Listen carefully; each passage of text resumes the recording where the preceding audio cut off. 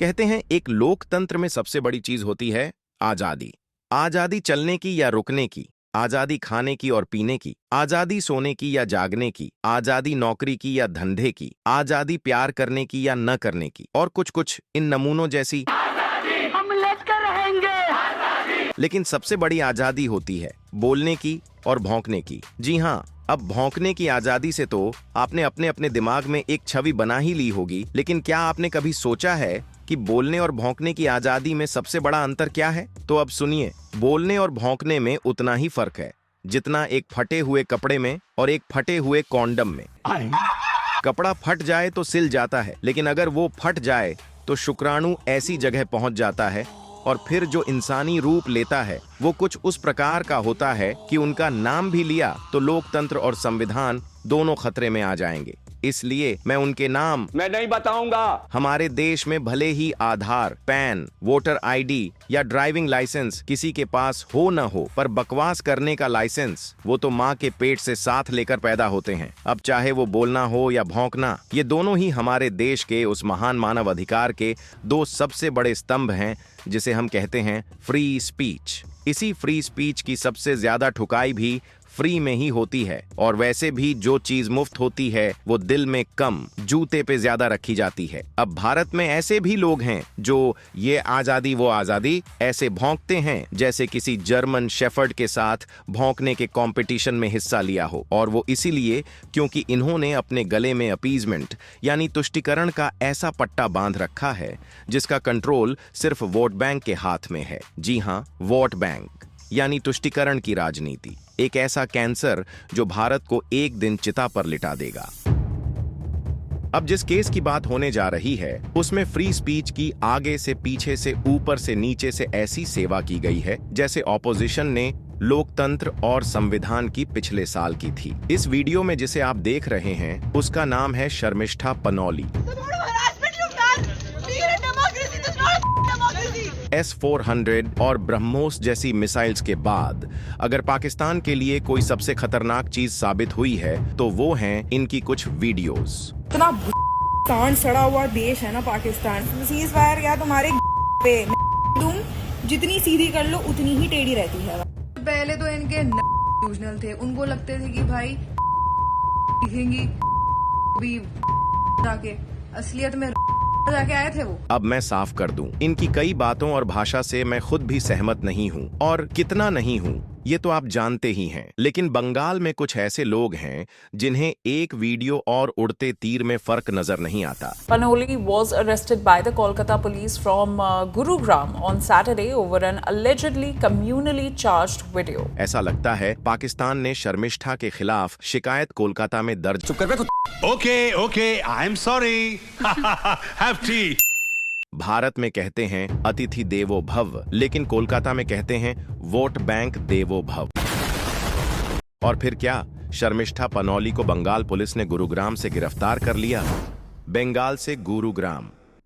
और ये सवाल उठेगा कि वो बंगाल पुलिस जो मुर्शिदाबाद से लेकर मालदा उत्तर 24 परगना में दंगों पर हाईकोर्ट से फटकार खाती है, वो एक माफी मांग चुकी 22 साल की लड़की को पकड़ने के लिए बंगाल से गुड़गांव 1500 किलोमीटर का सफर करके आ जाती है। वो जो अपने घर को नहीं संभाल पाई, वो एक लड़की को गिरफ्तार करने के लिए इतनी ज्यादा तत्पर होती है, किस लिए? इससे साबित होता है कि बंगाल में कानून कितना सख्त और ईमानदार है वोट बैंक की चटने के लिए। आरोप ये कि उसने एक ऐसा वीडियो शेयर किया जो धार्मिक भावनाओं को ठेस पहुंचा सकता था और सांप्रदायिक तनाव फैला सकता था। कोलकाता पुलिस का कहना है कि ये गिरफ्तारी इल्लीगल नहीं है। अब ये इल्लीगल हो या ना हो, पर इलॉजिकल जरूर है। शर्मिष्ठा की वो वीडियो जिसमें पाकिस्तान पर टिप्पणी की गई थी वो लगी जाकर पाकिस्तान में, लेकिन दर्द उठा बंगाल के कुछ लोगों में, और उस दर्द से जन्म लिया एक ऐसे मसीहा ने जो इस सारे कांड के पीछे छुपा बैठा है।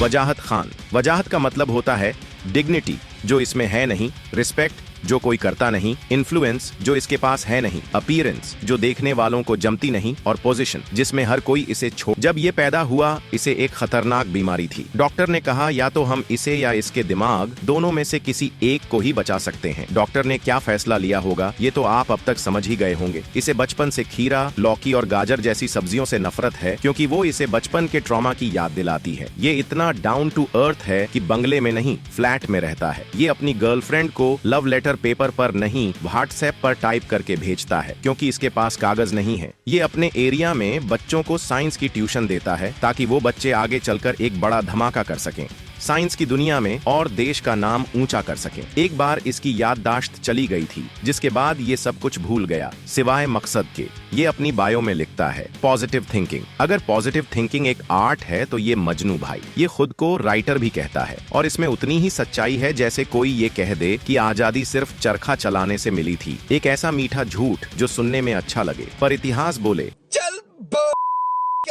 और जो इसने लिखा है उसे पढ़ के आल्ट बालाजी और उल्लू वालों ने शहर भर में महिला सम्मान में प्रोटेस्ट की घोषणा कर दी है। जिसने शर्मिष्ठा के खिलाफ FIR दर्ज कराई थी, अब उसके खुद के एल लग चुके हैं। उस पर हिंदू विरोधी और सांप्रदायिक टिप्पणियों के आरोप लगे हैं, लेकिन कोलकाता पुलिस ने उसके खिलाफ पहले कोई कार्रवाई नहीं की। यह मामला तब और गंभीर हो गया जब ये सामने आया कि जिस संगठन ने शर्मिष्ठा के खिलाफ शिकायत दर्ज कराई उसका दफ्तर पाकिस्तान में भी है। क्या? ये क्या बक रहे हो? पाकिस्तान में भी office? Well, this is what multinational company looks like in Bengal.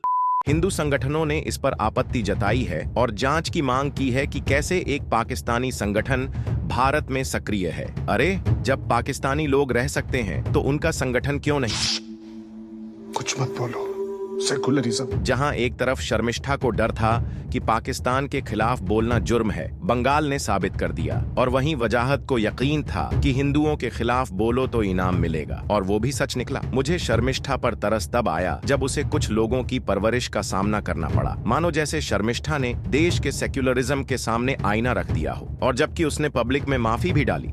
लेकिन जैसे एक प्रकार के जानवर को खून का स्वाद चढ़ जाता है, यहाँ हाल कुछ वैसा ही था। और दूसरी तरफ वजाहत सेक्युलरिज्म के मजे लूट रहा है। उस पर लंबे समय तक कोई एक्शन नहीं लिया गया, क्योंकि बंगाल में किसी की जान से ज्यादा वोट की कीमत होती है। लेकिन ताजा अपडेट ये है कि शर्मिष्ठा पर इन जंगलियों की बरसात करवाने वाला वजाहत खान अब खुद पर लगे FIR के मजे ले रहा है। उम्मीद है कि ये मजा उसे डाबर के तेल के साथ और दिया जाए। और जहां तक बंगाल की बात है, हमारे प्यारे बंगाल में ये हाल है कि वोट बैंक का सिर्फ इस्तेमाल नहीं, सीधा इंपोर्ट भी चालू हो चुका है, और निर्दोष लोगों की आबादी गिरती जा रही है। और हो भी क्यों ना, क्योंकि जो वोट देते नहीं उनसे तो वोट ले नहीं सकते, तो उनकी जान ले। अब वीडियो के अंत में ऐसी राजनीति करने वालों को मेरा एक संदेश, लेकिन उससे पहले मैं कहना चाहूंगा कि अगर ये वीडियो आपको जोर की लगी हो तो इसे लाइक करें और द डेली फाइल्स को सब्सक्राइब करना न भूलें, और लगे हाथ ये वीडियो उन भौंकने वालों के मुंह पे भी मारिए। और अब उन राजनेताओं से मैं कहना चाहूंगा कि कृपया करके ऐसी राजनीति करने से पहले एक बार अपने दिल से सोचें, क्योंकि दिमाग तो होगा नहीं तुम्हारे पास।